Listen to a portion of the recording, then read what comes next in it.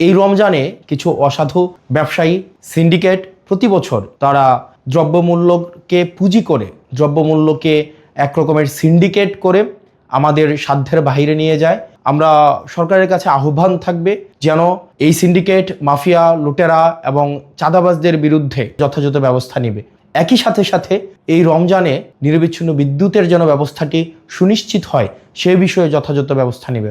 এই রমজান উপলক্ষে আমাদের মধ্যে যেই ধরনের নেতিবাচক বিষয়গুলো রয়েছে সেগুলো অতিক্রম করে বাংলাদেশের জন্য, প্রত্যেকটি মানুষের জন্য আমরা যেন ইতিবাচকতার বার্তা নিয়ে আসতে পারি। আল্লাহ আমাদের সেই তৌফিক দান করুক। আসসালামু আলাইকুম সবাইকে। দেশ এবং দেশের বাহিরে আপনারা যারা আছেন সবাইকে মাহে রমজানের শুভেচ্ছা। রমজান আমাদের মাঝে প্রত্যেক বছর আসে আত্মশুদ্ধির উপলক্ষ নিয়ে। আমাদের যেই জড়া, কুরিপু, পরহিংসা, পরশ্রী কাতরতা, রাগ, ক্ষোভ সব কিছুর ঊর্ধ্বে উঠে আমরা যেন আমাদের ইফতার, আমাদের সাওম, আমাদের তারাবি এই প্রত্যেকটি উপলক্ষের মধ্য দিয়ে আমরা যেন আত্মশুদ্ধির উপলক্ষ খুঁজে নিতে পারি। আল্লাহ আমাদের সেই তৌফিক দান করুক এবং সবাই যেন আমরা এই পরিশুদ্ধির মধ্য দিয়ে আমরা যেতে পারি এবং আমরা তাকওয়া অর্জন করতে পারি।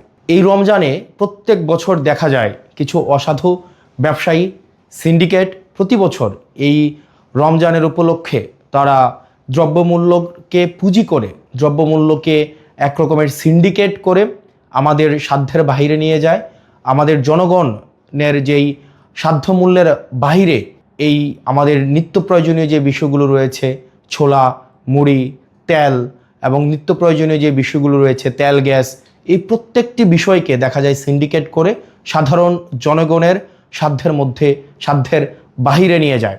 আমরা সরকারের কাছে আহ্বান থাকবে যেন এই সিন্ডিকেট, মাফিয়া, লুটেরা এবং চাঁদাবাজদের বিরুদ্ধে বিগত সময়ের মতো অন্তর্বর্তীকালীন সরকার গত বছর রোজায় যে ধরনের কঠোর ব্যবস্থা নিয়েছে এবং এই নিত্য প্রয়োজনীয় বিষয়গুলো যেভাবে মানুষের সাধ্যের মধ্যে ছিল, এই বছর যেন সাধ্যের মধ্যে থাকে সে বিষয়ে যথাযথ ব্যবস্থা নেবে।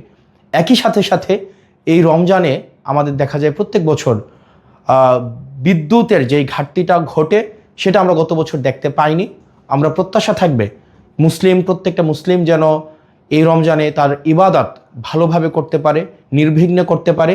এই জন্য নিরবিচ্ছিন্ন বিদ্যুৎ সরবরাহ যেন ধর্মীয় প্রতিষ্ঠানগুলো এবং বাড়িতে নিরবিচ্ছিন্ন বিদ্যুতের যেন ব্যবস্থাটি সুনিশ্চিত হয় সে বিষয়ে যথাযথ ব্যবস্থা নেবে।